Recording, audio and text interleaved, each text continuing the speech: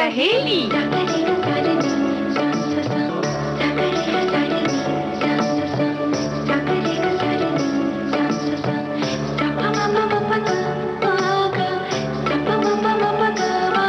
सखी सहेली।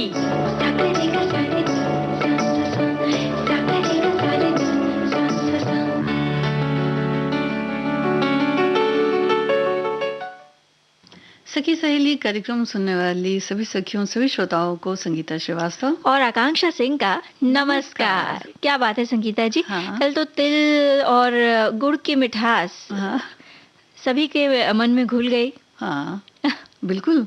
और देखिए कि मीठी मीठी वाणी और मीठी मीठी बातों में इतना रस इतना प्रेम होता है कि हमारे श्रोता हमारी सखियां आज फिर जुड़ गए हैं हमारे कार्यक्रम से। बिल्कुल, तो जुड़ गए हैं तो चलिए जल्दी से बता देते हैं कि आज बटारे में क्या क्या है। हाँ, आज हम बात करेंगे। आज आकांक्षा नेशनल स्टार्टअप डे भी है, तो इस सिलसिले में भी बात करेंगे। और जब हम पैदल चलते हैं ना तो उसके कुछ नियम होते हैं, उस बारे में भी बात करेंगे। बिल्कुल, साथ ही धारावाहिक चित्रलेखा की अगली कड़ी आज सुनेंगे हम सब। हाँ। और मुल्तानी मिट्टी जो होती है एक घरेलू सौंदर्य प्रसाधन के रूप में हाँ। किस तरह उपयोगी सिद्ध होती है उस बारे में थोड़े बातचीत हो जाएगी जी। और सखी विशेष की तो बात करेंगे ही करेंगे। आज किन्हें हम लेकर आए हैं या किन की बातें करेंगे आज साहित्यकार डॉक्टर शांति जैन के बारे में हम कुछ जानकारी लेकर आए हैं। जी जी। जिनका जन्म 4 जुलाई 1946 को हुआ था बुंदेलखंड के छतरपुर जिले के बक्सवाहा में। नौकरी के सिलसिले में इनके पिता हेमराज जैन बक्सवाहा से आरा आए और तब से इनका परिवार यहीं रहने लगा। डॉक्टर शांति जैन एक संवेदनशील छात्रा थीं और इनकी रुचि प्रकृति से लेकर गांव और शहर में जीवन व्यतीत कर रहे लोगों, साथ ही सामाजिक जीवन, इन सब बातों पर केंद्रित रहती थी। तो जैसे जैसे शांति बड़ी होती गई इन चीज़ों को और वे और करीब से समझती चली गईं। जी। और इसी तरह से धीरे धीरे बढ़ती उम्र परवान चढ़ने लगी और कलम की धार पैनी होती चली गई और अपनी छोटी बड़ी रचनाओं से उन्होंने कला जगत को समृद्ध किया। इसी कड़ी में उन्होंने अपनी लेखनी से लोक परंपरा को भी समृद्ध किया और बन गई बिहार गौरव गान की लेखिका, जो कि एक बड़ा ही मशहूर है। और डॉक्टर शांति जैन संस्कृत की अच्छी ज्ञाता और विदुषी प्राध्यापिका थी। हिंदी में जो उनकी एक कह सकते हैं कि लेखनी की धार थी वो बड़ी ही अलग थी, यानी कि बहुत विख्यात कवित्री। मगध विश्वविद्यालय से इन्होंने मास्टर्स की डिग्री प्राप्त की और फिर पीएचडी किया। शांति जैन ने प्रयाग संगीत समिति से प्रभाकर भी किया। इस प्रकार आगे चलकर पटना विमेंस कॉलेज में संस्कृत की वे प्राध्यापिका बनी। आपने धनबाद में भी अध्यापन कार्य किया। साथ ही शांति जैन आकाशवाणी और दूरदर्शन की कलाकार और उद्घोषिका भी थीं। इनके द्वारा लिखित कई नृत्य नाटिका, रूपक और नाटक प्रसारित भी हुए हैं, जिनका मंचन भी देश के विभिन्न भागों में होता था। जी। और इसके अलावा कविता, गीत, गजल, नृत्य, नाटिका और नाटक भी इन्होंने लिखे। लगभग 3 दर्जन विभिन्न विधाओं की पुस्तकें प्रकाशित हुई। इनमें वेणी संहार की शास्त्रीय समीक्षा, कादम्बरी, वासवदत्ता, वसंत सेना इनका रूपांतर, उसके बाद आशमा ये प्रबंध काव्य, और चंदनबाला एक वृत्त के चारों ओर ये कविता, और छलकती आंखें, गीत पिया की हवेली ये गीत था, हथेली का आदमी काव्य संग्रह, धूप में पानी की लकीरें ये गीत, और तरन्नुम ये सारे गीत संग्रह ही हैं। बिल्कुल। और साथ ही समय के स्वर जो एक गीत संग्रह है, एक कोमल क्रांतिवीर के अंतिम 2 वर्ष ये एक डायरी है। जी जी। इसके साथ ही इनके अलावा चैती, कजरी, ऋतुगीत, स्वर और स्वरूप, साथ ही व्रत और त्योहार, उगो है सूर्य, लोकगीतों के संदर्भ और आयाम जो कि पुरस्कृत भी हुई थी। साथ ही सांझ घिरे लागल ये भोजपुरी गीत, व्रत त्योहार कोश, अंजुरी भर सपना ये गीत, इस गीत की भी उन्होंने रचना की थी। जी। और साहित्य और संगीत दोनों में ही शांति जैन का योगदान रहा और इसलिए इन्हें कई सम्मान भी दिए गए। संगीत नाटक अकादमी दिल्ली द्वारा राष्ट्रीय सम्मान, मध्य प्रदेश सरकार द्वारा देवी अहिल्या सम्मान, शंकर पुरस्कार, बिहार कलाकार आकाशवाणी के लिए लिखे गए संगीत रूपक व्यथा के लिए राष्ट्रीय पुरस्कार, साहित्य साधना सम्मान, बिहार सरकार का राजभाषा पुरस्कार और पद्मश्री से भी इन्हें नवाजा गया। हम ये कह सकते हैं कि डॉक्टर शांति जैन का पूरा जीवन साहित्य और संगीत को समर्पित रहा। साल 1983 में पहली पुस्तक चैती के लिए राजभाषा सम्मान उन्हें मिला। केंद्र सरकार के सांस्कृतिक मंत्रालय की सीनियर फेलोशिप भी उन्हें प्राप्त हुई थी। साल 1970 में ऑल इंडिया रेडियो पर इनका गाया मानस पाठ बेहद लोकप्रिय हुआ। आप एक अच्छी लेखिका के साथ साथ एक लोक गायिका, एक स्थापित गीतकार के तौर पर भी जानी जाती रहीं। जी, और 2 मई 2021 को आपने संसार को अलविदा कहा। तो शांति जैन जी के बारे में ये थोड़ी जानकारी जो हमने जुटाई, और अब सुन लेते हैं कार्यक्रम में एक गीत। आकांक्षा, बिल्कुल।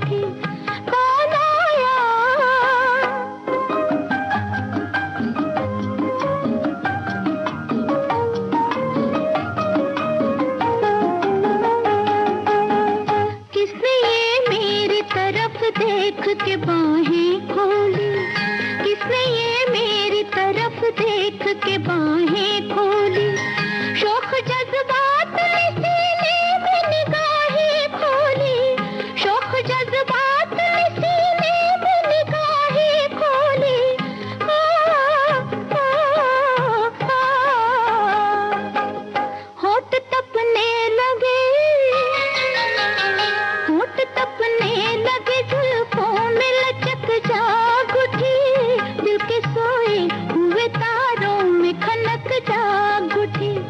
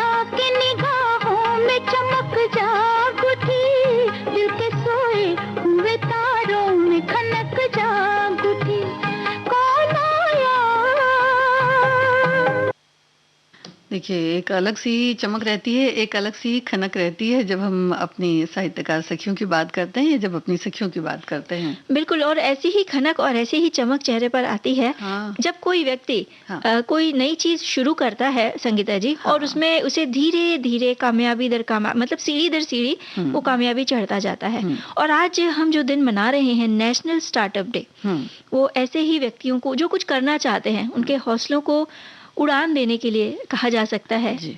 एक अच्छी पहल है। हाँ, क्योंकि देखिए ये अपने से नेशनल स्टार्टअप डे जो है, ये एक कुछ ऐसा है कि अपने अंदर भी कुछ इच्छा होनी चाहिए जिससे कि हम फटाफट उसमें आगे बढ़ सकें। तो शायद इसी वजह से है। नेशनल स्टार्टअप इंडिया भारत का एक प्रमुख पहल भारत की है, जिसका उद्देश्य देश में स्टार्टअप्स और नए विचारों के लिए एक मजबूत परिस्थिति तंत्र का निर्माण करना, जिससे देश का आर्थिक विकास हो और बड़े पैमाने पर रोजगार के अवसर भी उपलब्ध हों। बिल्कुल, जब इसे शुरू किया गया, जिसके अंतर्गत उद्यमियों को व्यवसाय शुरू करने, हर पहुंच को आसान बनाने, साथ ही विकास को कारगर बनाने में मदद करना, जो प्रारंभिक चरण की जो कंपनियां होती हैं, जिनके हुँ। लिए ये चीजें काफी महत्वपूर्ण होती हैं। बिल्कुल। हाँ, शुरुआत में। तो इसमें नए तरीके से व्यवसाय को लेकर समाधान, नई तकनीकें जो हैं और इससे ज़्यादा रोज़गार के अवसर पैदा हों, यही लक्ष्य है। और विशेषकर युवाओं को उद्योग लगाने, रोज़गार के साधन उपलब्ध कराने के प्रयास भी सरकार द्वारा किए जा रहे हैं, जिसके तहत बहुत अच्छे प्रोजेक्ट्स और धन संबंधी सुविधा भी किस प्रकार से मिले, ये भी तय किया जाता है। और कुछ सालों के लिए जो ये योजना होती है, इसमें जो भी धन लिए जाते हैं, मुहैया करवाए जाते हैं, उनमें जो कुछ टैक्सेस होते हैं, उनमें छूट भी दी जाती है। बिल्कुल, लघु उद्योग के लिए धन मुहैया कराना सस्ते कर्ज पर। इसके अलावा इनमें और तेजी लाने के लिए कृषि कृषि क्षेत्रों, सामाजिक क्षेत्र, साथ ही साथ स्वास्थ्य सेवा, शिक्षा आदि क्षेत्रों में भी ध्यान दिया जा रहा है। मोबाइल ऐप और पोर्टल भी स्टार्टअप के लिए एकल मंच के रूप में सेवा प्रदान करने के लिए बनाए गए हैं।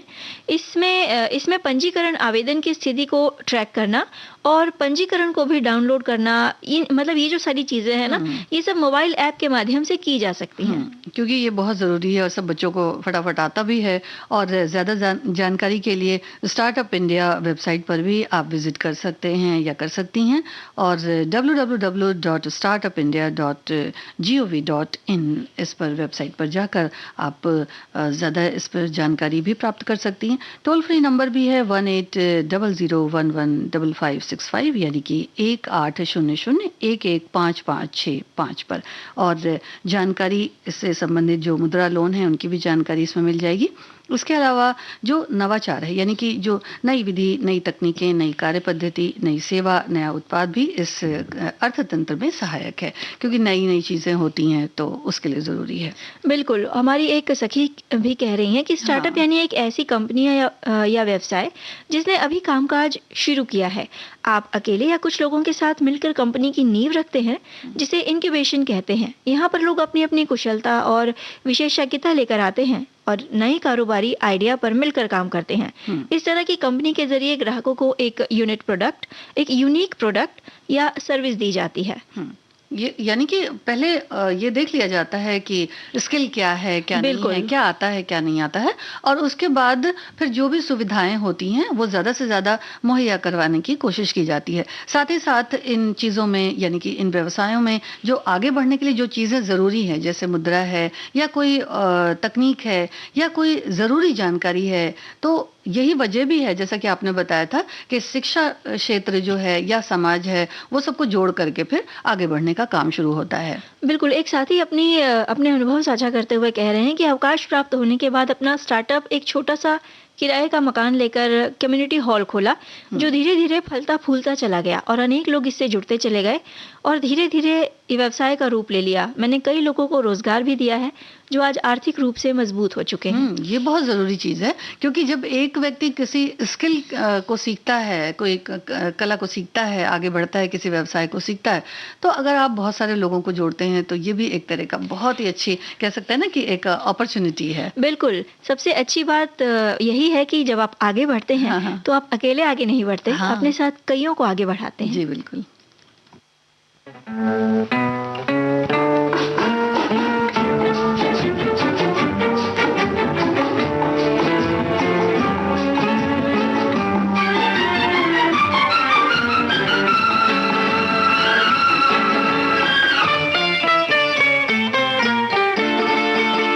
इतना तो कह दो हमसे, तुमसे ही प्यार है, तुमसे ही प्यार है। इतना तो कह दो हमसे, तुमसे ही प्यार है, तुमसे ही प्यार है। मेरी खामोशी सजना मेरा इकरार है, मेरा इकरार है।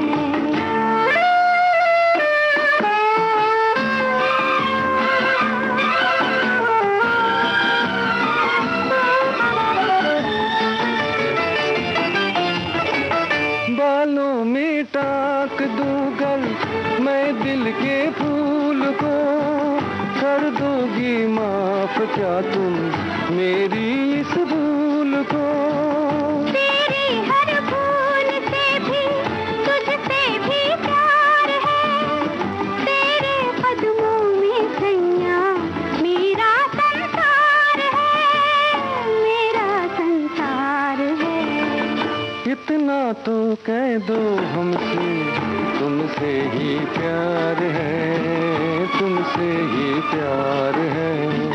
मेरी खामोशी सजना मेरा इकरार है, मेरा इकरार है।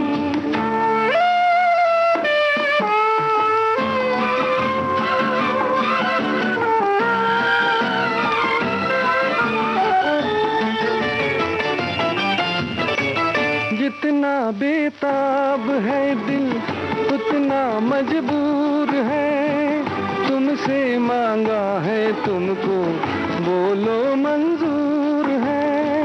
दे दी है उम्र तुमको, दिल भी तुमको दिया, अब मेरा अपना क्या है, क्या दूं तुमको पिया, क्या दूं तुमको पिया। इतना तो कह दो हमसे, तुमसे ही प्यार है, तुमसे ही प्यार है। मेरी खामोशी सजना मेरा इकरार है, मेरा इकरार है।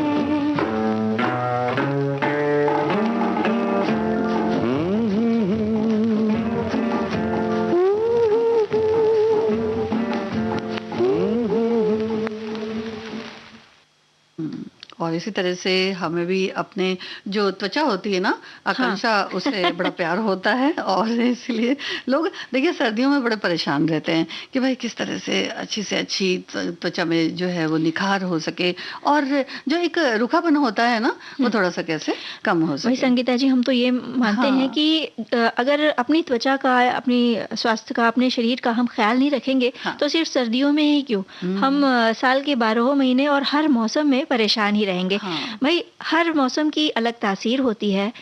गर्मियों में शरीर की और त्वचा की अलग ज़रूरतें होती हैं, सर्दियों में त्वचा की अलग ज़रूरतें होती हैं। तो मौसम के हिसाब से और अपनी त्वचा के अनुकूल अगर आप उसे पोषण देते हैं, उसका ख्याल रखते हैं, तो फिर ये जो गीत हमने बजाया ना, इतना तो कह दो, बिल्कुल हमारी त्वचा भी हमें हमारे लिए वही गीत गुनगुना रही होगी। लेकिन जब हम सर्दियों की बात करते हैं और ख़ासकर आज जब मुल्तानी मिट्टी के बारे में जो चर्चा करने वाले हैं, तो मुल्तानी मिट्टी का जो गुण होता है ना, स्वभाव जो स्वभाव होता है वो थोड़ा सा रूखापन लिए होता है।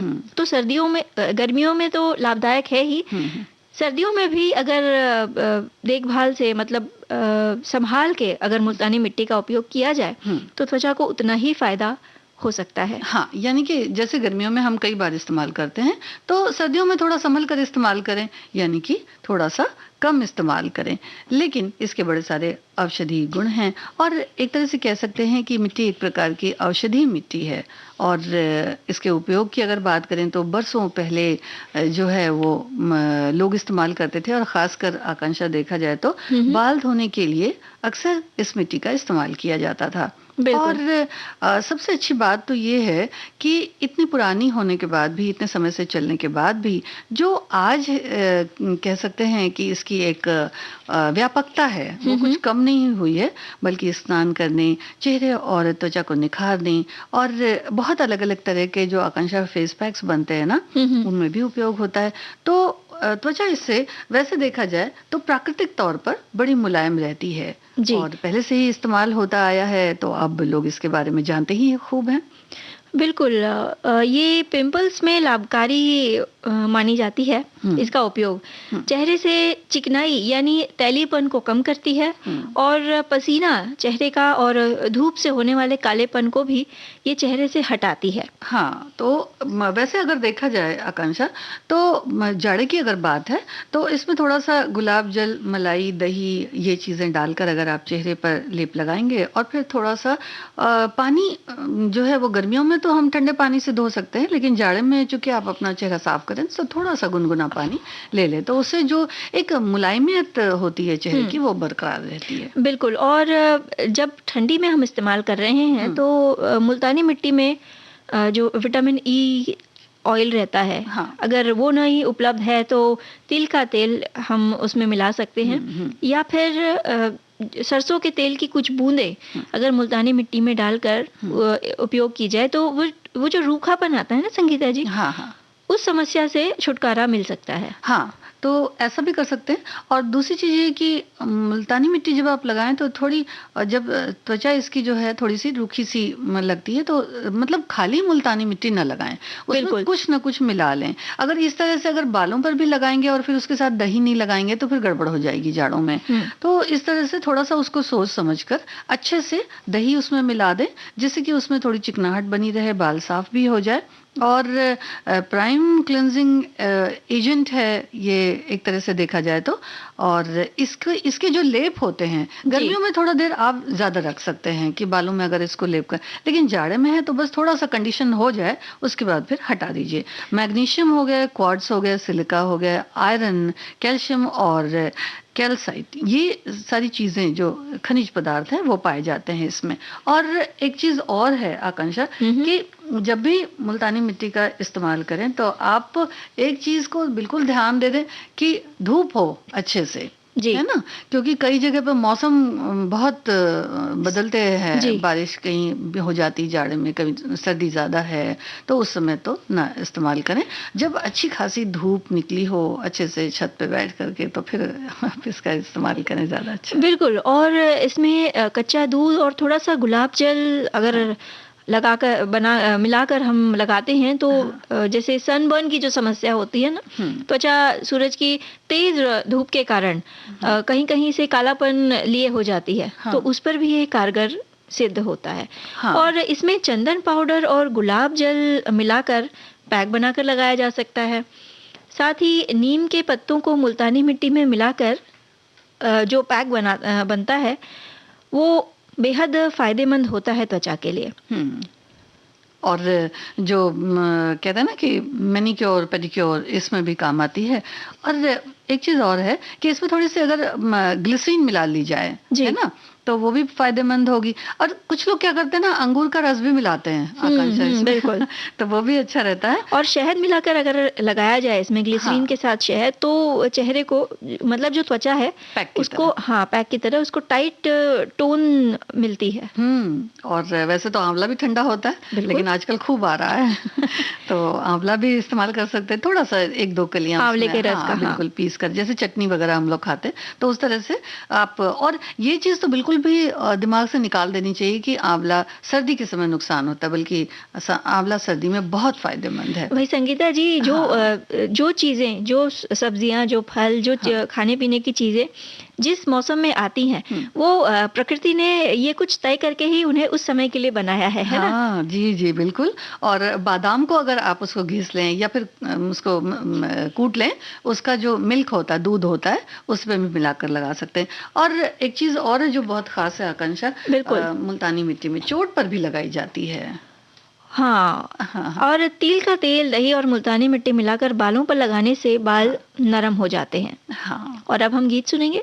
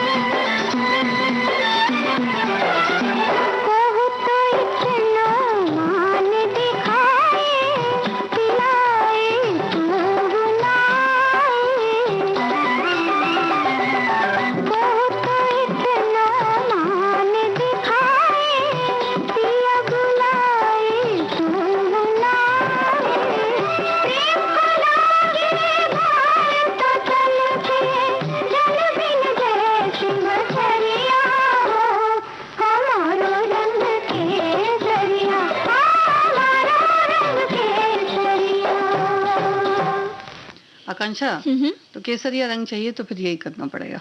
मुल्तानी मिट्टी का प्रयोग, भाई हमारी एक सखी कह रही है कि मुल्तानी मिट्टी का इस्तेमाल हल्दी और दही के साथ मिलाकर कर सकते हैं। हाँ। ये किसी वरदान से कम नहीं है मुल्तानी मिट्टी।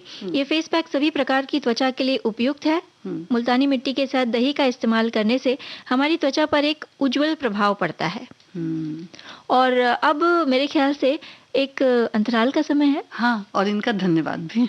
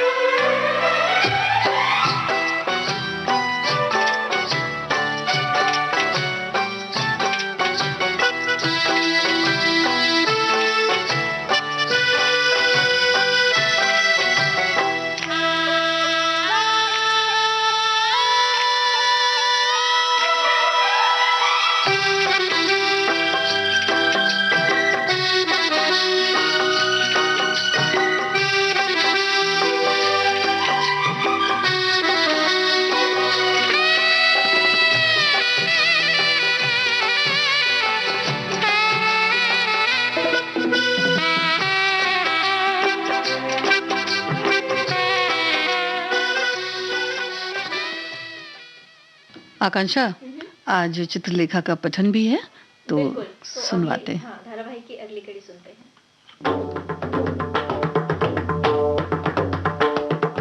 चित्रलेखा।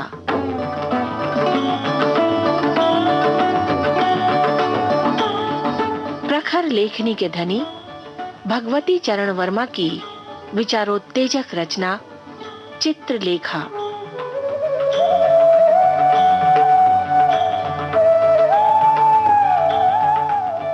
पाप और पुण्य के चिर पुरातन प्रश्न से जूझते पात्रों की कथा चित्रलेखा।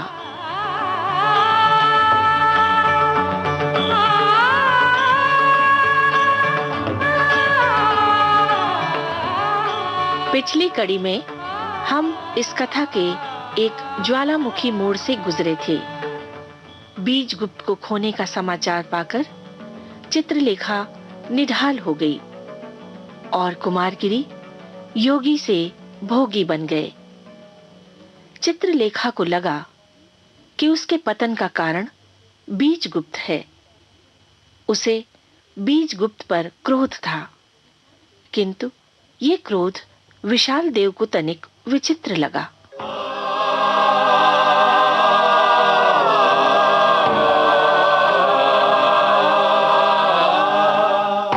देवी, तुम बड़ी विचित्र हो। तुम्हें समझना बड़ा कठिन है। मेरे व्यक्तिगत जीवन के संबंध में तुम्हारे लिए इतनी उत्सुकता दिखाना कहाँ तक उचित है? ठीक कहती हो देवी, पर तुम्हारे व्यक्तिगत जीवन में उत्सुकता दिखाने का अर्थ होता है अपने गुरु के जीवन में उत्सुकता दिखाना, और ये मेरे लिए स्वाभाविक तथा उचित है। देवी चित्रलेखा, तुम अच्छी तरह से जानती हो कि यहां तुम्हारी उपस्थिति इस कुटी की संयम पूर्ण शांति को नष्ट कर रही है। यह आश्रम एक कुल के समान है, जहां के प्रत्येक व्यक्ति को दूसरे के उचित तथा अनुचित कार्यों में टीका करने का ही नहीं, वरन हस्तक्षेप करने का अधिकार है। मैं इस बात को मानने को बाध्य नहीं हूं। न सही, फिर भी मैं आज बीजगुप्त के यहां जाऊंगा, केवल अपने गुरु भाई श्वेतांक से मिलने के लिए। देवी, मैं फिर प्रार्थना करता हूं कि एक बार तुम और विचार करो और तुम हम लोगों पर दया करो। दया? किस पर दया करने को कह रहे हो? और किससे दया करने को कह रहे हो? तुम बधिक से दया की आशा करते हो? देवी, तुम संहारकर्ता से निर्माण कराना चाहते हो? भूलते हो, भूलते हो।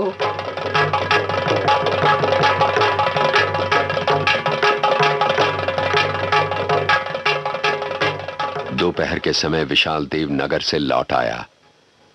चित्रलेखा उसकी प्रतीक्षा कर रही थी।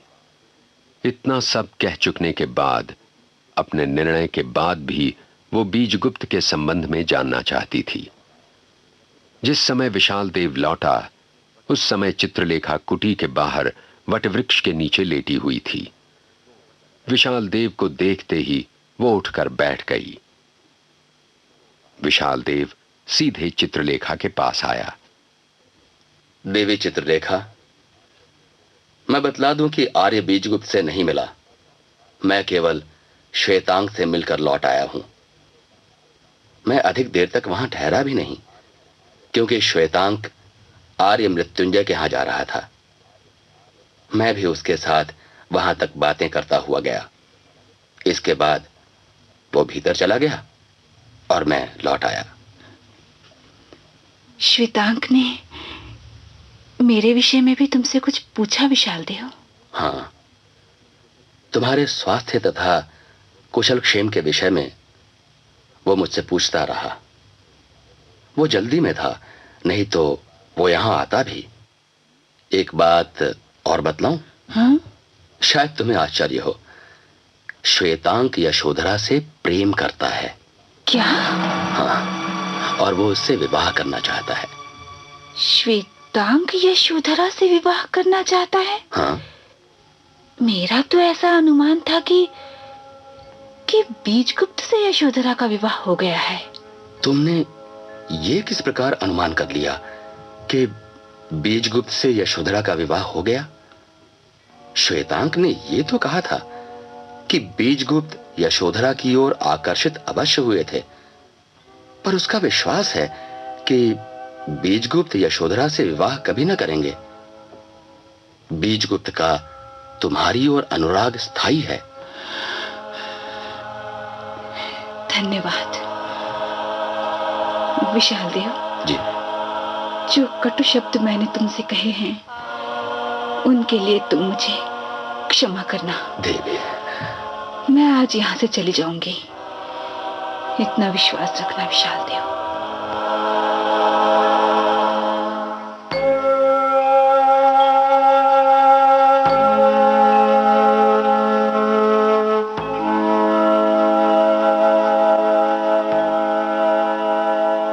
चित्रलेखा सीधे कुटी के अंदर चली गई।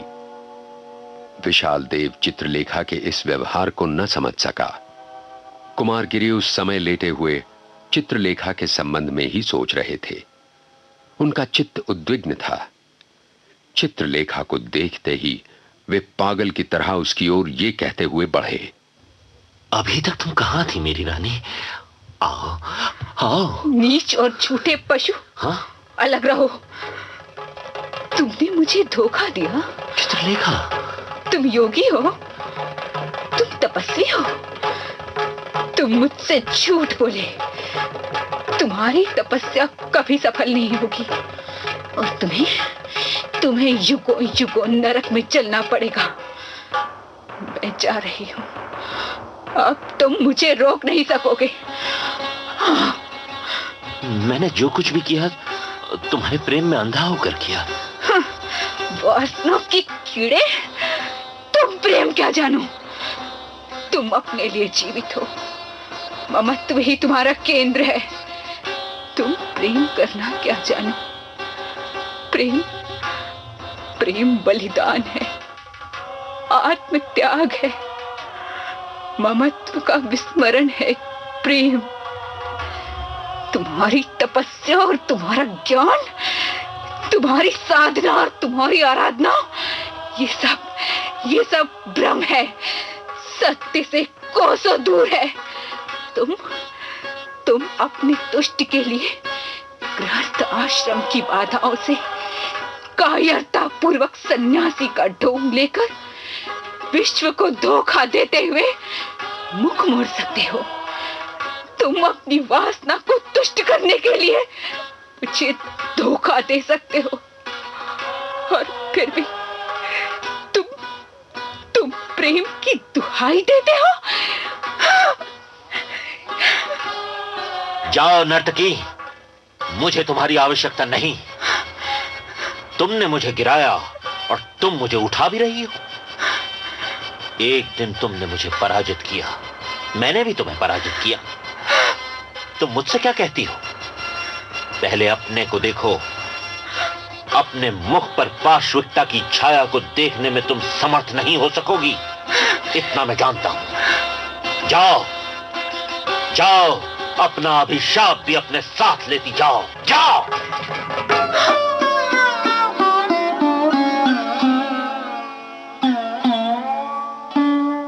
कुमारगिरी आवेश में कांपने लगे थे। वे बाहर चले गए।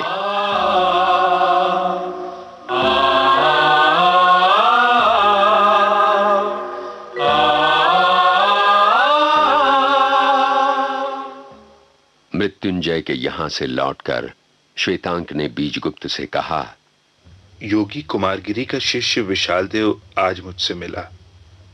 वो कह रहा था कि देवी चित्रलेखा अच्छी तरह से हैं और उनका स्वास्थ्य अच्छा है। क्या मेरे लिए ये उचित ना होगा कि मैं स्वामिनी को जाकर देखाऊं? नहीं, ये सब व्यर्थ है। श्वेतांक ने देखा कि चित्रलेखा की बातों में बीजगुप्त की कोई विशेष रुचि नहीं और उसका माथा ठनका। वो वहां से चला गया। बीजगुप्त की उद्विग्नता पाटलिपुत्र आकर घटी नहीं, वरन वो और बढ़ गई। उसके हृदय में दो भागों में तुमुल युद्ध मचा हुआ था। दो प्रतिमाएं उसके सामने थीं। चित्रलेखा के चले जाने के बाद उसने अपने जीवन में एक प्रकार के सूनेपन का अनुभव किया था और वो सूनापन उसके लिए असह्य था। उस सूनेपन में यशोधरा चली आई। अब वो यशोधरा को अपनाना चाहता था, उससे विवाह करना चाहता था, पर वो एक बार यशोधरा को अस्वीकार कर चुका था। इस समय उसी यशोधरा को दान देने के लिए मृत्युंजय से कहना उसके लिए बहुत बड़ी पराजय होगी और उसकी आत्मा उस पराजय को स्वीकार करने के लिए तैयार न थी। बीजगुप्त मौर्य साम्राज्य की सेना जनपद का सदस्य था। पाटलिपुत्र आने के बाद राज्य कार्य में भी उसका मन न लगा। बीजगुप्त के ओर में उस हलचल से प्रेरित एक क्षणिक विरक्ति की भावना बढ़ती जा रही थी। उसने घर से बाहर निकलना छोड़ दिया था। नगर का विशाल जनरव, उसके उत्सव, उसके आमोद प्रमोद बीजगुप्त को काटते थे। आज श्वेतांक ने चित्रलेखा की बात चलाकर बीजगुप्त के हृदय में एक और हलचल उत्पन्न कर दी। वो उस रात को सो न सका।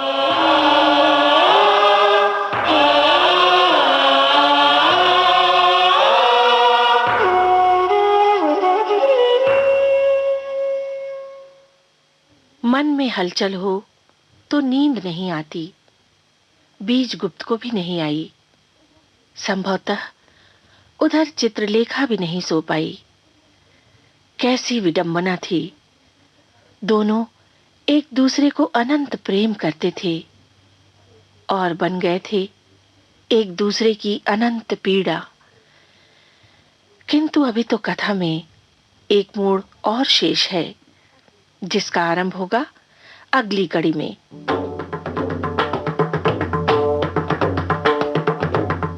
आज की कड़ी में अहंकारी कुमारगिरी का रूप धरा सुधीर पांडे ने। आहत चित्रलेखा बनी दिशी दुग्गल। श्वेतांक और बीजगुप्त थे अमरकांत और कमल शर्मा। सूत्रधार हरीश भीमाणी।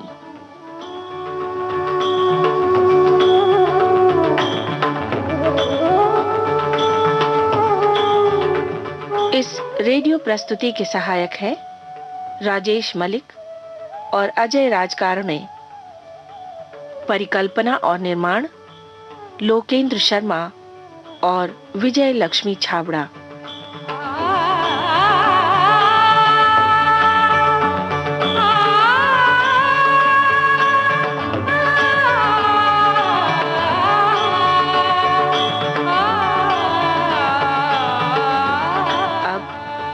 अगले सप्ताह तक शीला शुक्ल का नमस्कार।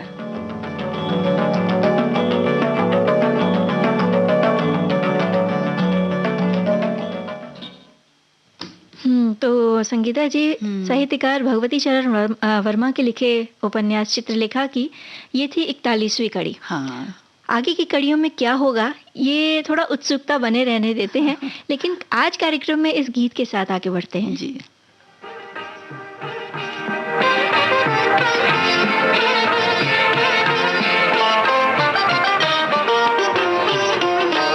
तुम जो आओ तो प्यार आ जाए, जिंदगी में बाहर आ जाए।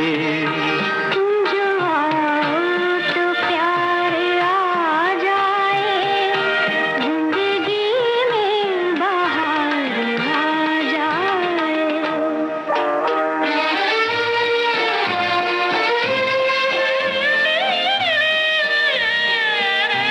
क्या कहूँ तुमसे कह नहीं सकता, बिन तुम्हारे मैं रह नहीं सकता। तुमको गर एतबार आ जाए, जिंदगी में बाहर आ जाए। तुम जो आओ तो प्यार आ जाए, जिंदगी में बाहर आ जाए।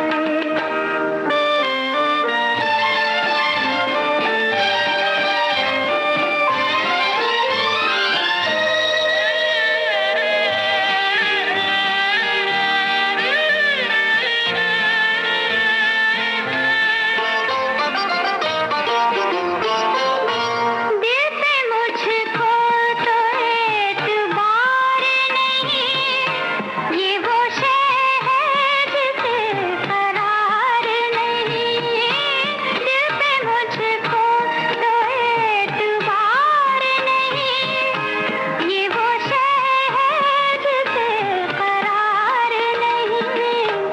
दिल पे गर इख्तियार आ जाए, जिंदगी में बाहर आ जाए। तुम जो आओ तो प्यार आ जाए, जिंदगी में बाहर आ जाए।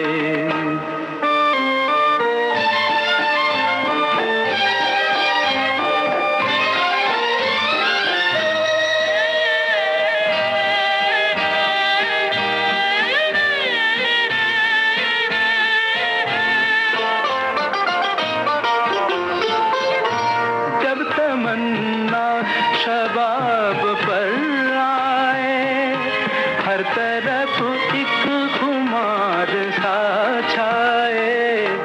रहे किस्मत जो यार आ जाए, जिंदगी में बाहर आ जाए। तुम जो आओ तो प्यार आ जाए, जिंदगी में बाहर आ। भाई संगीता जी, हमारे एक श्रोता कह रहे हैं कि हमें उन राहों पर चलना है जहां गिरना और संभलना है। अच्छा। हमें उन राहों पर चलना है जहां ट्रैफिक के नियमों का पालन करना है। भाई ये नियम वाहन चालकों के लिए ही नहीं बल्कि पैदल चलने वालों के लिए भी होते हैं। रोड के समांतर खींची गई सफेद लाइन के अंदर लेफ्ट साइड ही पैदल चलना है। रोड क्रॉस करते वक्त जेब्रा क्रॉसिंग का ही उपयोग करना है। भाई संगीता जी, सड़क पर चलते हैं, हाँ, चाहे वाहन हो या व्यक्ति, हाँ, सबके लिए कुछ नियम तय किए गए हैं, बिल्कुल, ताकि किसी भी जो अपघात की संभावना होती है उसे टाला जा सके। तो जैसे वाहनों के लिए नियम होते हैं ना, वैसे ही पैदल चलने के भी, सड़क पे पैदल चलने के भी कुछ नियम होते हैं और उनका पालन करना अपनी सुरक्षा के लिए बेहद जरूरी होता है। हाँ, और ये नियम भी इसीलिए बनाए गए हैं कि सुरक्षित रहें। तो इसी से मिलती जुलती बात हमारे एक श्रोता और लिखते हैं कि हमेशा फुटपाथ पर चलें, जहाँ फुटपाथ नहीं है वहाँ सड़क के दाहिने किनारे पर चलने की बात इन्होंने लिखी है। तो वैसे तो बाईं तरफ से चलते हैं, खैर पूरा पढ़ लें फिर बात करते हैं, ताकि आप यानी कि दाहिने किनारे से चलें ताकि आप विपरीत दिशा में आने वाले वाहन को देख सकें। क्रॉस रोड जहां पैदल यात्री क्रॉसिंग है वो आपकी सुविधा के लिए ही बनाए गए हैं। जहां पैदल यात्री क्रॉसिंग नहीं है, दोनों तरफ के ट्रैफिक को देखें और सुरक्षित होने पर ही क्रॉस करें। पैदल चलते वक्त इन बातों का भी ध्यान रखें। ऐसा कुछ और हमारे श्रोताओं ने भी लिखा है। बिल्कुल, जैसा कि हम कहते हैं ना कि अपने बाएं चलें, वैसे कई जगह पे दाएं चलने के नियम बन रहे हैं जिससे सामने से जो आती गाड़ियां हैं वो दिख सकें। जी जी, कुछ एक जगहों पर। और पैदल चलते समय अक्सर कभी-कभी ऐसा भी होता है ना कि लोग बड़ी हड़बड़ी में रहते हैं, जल्दबाजी में रहते हैं, तो आती हुई गाड़ियों को या सिग्नल्स बत्ती हरी है या लाल है उसे नजरअंदाज कर जाते हैं। उन्हें बस सड़क पार करनी होती है, किसी भी हालत में अपने गंतव्य तक पहुंचना होता है। तो ये जो जल्दबाजी है वो कभी घातक भी सिद्ध हो सकती है। इस बात का पूरा ध्यान रखें आप सड़क पर चलते समय। तो अगर सड़क पर चल रहे हैं तो सिग्नल पर ध्यान दें कि अगर सड़क पार करते समय इस बात का ख्याल रखें कि वाहनों की आवाजाही मतलब लगातार हो रही है, तो आपको थोड़ा ध्यान रखना है सड़क पार करते समय। हाँ, देखिए ध्यान रखना बहुत ज़रूरी होता है क्योंकि थोड़ा सा ध्यान रखने से हम बहुत सारी असावधानियों से बच जाते हैं और कोशिश की जाए तो सब कुछ हो सकता है। हमारे देखिए एक श्रोता ने लिखा है कि हैंडसेट को तेज़ वॉल्यूम पर रखकर गाने सुनते हुए सड़क पर नहीं चलना चाहिए, इससे गाड़ी के हॉर्न और अन्य तरह की आवाज़ें सुनाई नहीं देती। तो ये बहुत ज़रूरी है। इसलिए तो देखिए मैंने कहा कि जो भी सोचना है वो सबसे पहले हम ही लोगों को सोचना है कि हमें क्या करना है। आप 1 घंटे 2 घंटे 3 घंटे जितनी देर भी बाजार गए हैं या कहीं भी गए हैं या किसी ऐसी जगह पर गए हैं तो आप अगर थोड़ी देर गाना न सुने हैंडसेट पर अपने कान में जो ईयरफोन लगा लेते हैं या और फिर चलते रहते हैं तो उसमें बहुत दिक्कतें आ सकती हैं। भाई ऐसा है संगीता जी, सड़क पर चलते समय कानों में ईयरफोन लगाकर गाना सुनना खतरनाक साबित हो सकता है और ये न सुने। लेकिन फिलहाल हम स्टूडियो में बैठकर अपने श्रोताओं को एक गीत सुनवा सकते हैं। अच्छा।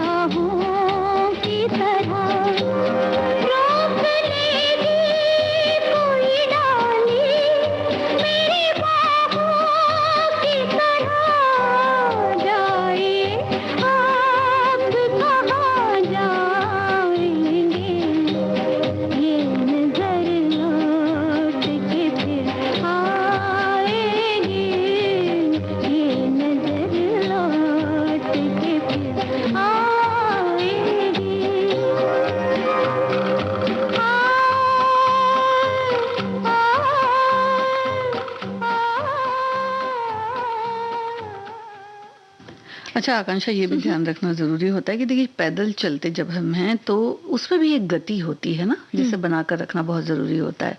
यानी कि गति पर जरूर ध्यान देना चाहिए। बहुत धीमे भी बहुत लोग चलते हैं, बहुत तेज भी बहुत लोग चलते हैं, लेकिन पैदल चलने की भी एक अपनी गति होती है। कभी कभी क्या होता है, चलते चलते चलते फिर रुक जाएंगे, अचानक से दाएं मुड़ गए, अचानक से बाएं मुड़ गए। तो इसमें भी थोड़ा सा सोचना चाहिए, देखना चाहिए कि दाएं बाएं कोई गाड़ियां तो नहीं आ रही हैं। और ऐसा जब हम चलते हैं, यानी कि अगर एक गति नहीं होती है, गति को अचानक बहुत तेज बढ़ाते हैं या बहुत कम करते हैं, तो जो पीछे वाले लोग चलते हैं उन्हें भी बहुत दिक्कत होती है। यानी कि अगर आप बहुत तेज चल रहे हैं, चलते चलते बिल्कुल से रुक जाते हैं, तो पीछे वाले भी घबरा जाते हैं। बिल्कुल। हाँ? तो ये जो कुछ नियम होते हैं, जैसे चलते सड़क पर चलते समय जैसे हैंडसेट लगाकर या हेडसेट लगाकर आपको मोबाइल पे गाना नहीं सुनना है या मगन नहीं हो जाना है, पूरा ध्यान आपका रास्ते पे रहे। तो ये नियम जितना चलने वालों पे लागू होता है संगीता जी, उतना ही वाहन चालकों पर भी लागू होता है। उसी तरह जैसे आपने कहा ना कि एक गति होती है, तो यही बात वाहन चालकों के लिए भी लागू होती है कि अचानक से अगर वो गाड़ी को ब्रेक लगाते हैं तो कभी कभी ऐसा होता है कि वो साइड में पार्क कर रहे होते हैं और अचानक से ब्रेक लगाते हैं, तो हो सकता है आगे पीछे कोई जो व्यक्ति फुटपाथ से चल रहा हो या किनारे से चला जा रहा हो, उसे चोट लगने की संभावना हो सकती है। उसी तरह सड़क के बीच में बने जो बैरियर होते हैं ना, उसे कभी फांदने नहीं चाहिए। ऐसा हमारे एक श्रोता कह रहे हैं कि कभी कभी जल्दबाजी में ये होता है कि खासकर हाईवे पे जो बैरियर, जो बीच में सड़कों के एक किनारे और दूसरे बीचों बीच जो बैरियर लगे होते हैं, बहुत जरूरी बात है जी। जल्दबाजी में कभी कभी लोग इस किनारे से उस किनारे जाने के लिए ओवरब्रिज का या जेब्रा क्रॉसिंग का इस्तेमाल न करते हुए बैरियर को ही फांदने लगते हैं। और चूंकि हाईवे है तो जो गाड़ियां हैं उनकी जो गति होती है बहुत तेज होती है, तो दुर्घटना होने की संभावना हो सकती है। साथ ही सड़क पार करते वक्त या सामान्य रूप से सड़क पर चलते समय भी मोबाइल या हैंड्स फ्री का इस्तेमाल न करें, और अगर बात करनी है तो सुरक्षित जगह देखकर रुक कर कुछ देर बात कर लें। छोटे बच्चों के साथ सड़क पर जाते समय बहुत सावधानी बरतने की जरूरत होती है, क्योंकि कई बार बच्चे जो हैं पैदल चलते चलते हाथ छुड़ाकर अचानक से इधर उधर दौड़ने लगते हैं या भागने लगते हैं। तो इसीलिए मजबूती से बच्चों को थामे रहना भी बहुत जरूरी है। और हमेशा फुटपाथ पर चलना चाहिए। जहाँ फुटपाथ नहीं है वहाँ सड़क के दाहिने किनारे पर चले, ताकि आप विपरीत दिशा से आने वाले वाहन देख सके। और क्रॉस रोड जहाँ पैदल यात्री क्रॉसिंग है वो आपकी सुविधा के लिए ही बनाए गए हैं, यात्रियों की। तो और जहाँ पैदल यात्री क्रॉसिंग नहीं है, दोनों तरफ के ट्रैफिक को देखकर सुरक्षित होने पर ही क्रॉस करें सड़क। और बुजुर्ग भी अपना बिल्कुल ध्यान रखें, बच्चों का खास ध्यान रखें। और इतनी सारी जो इन्होंने बातें लिखी, जानकारी लिखी, इसके लिए भी इनका बहुत बहुत शुक्रिया। और अब सबसे विदा लेने का समय है, तो सभी को आकांक्षा सिंह और संगीता श्रीवास्तव का नमस्कार।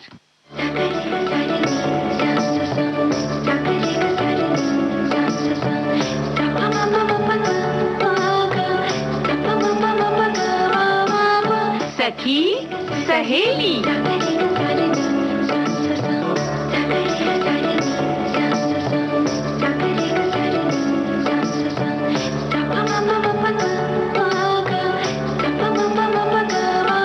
सखी सहेली।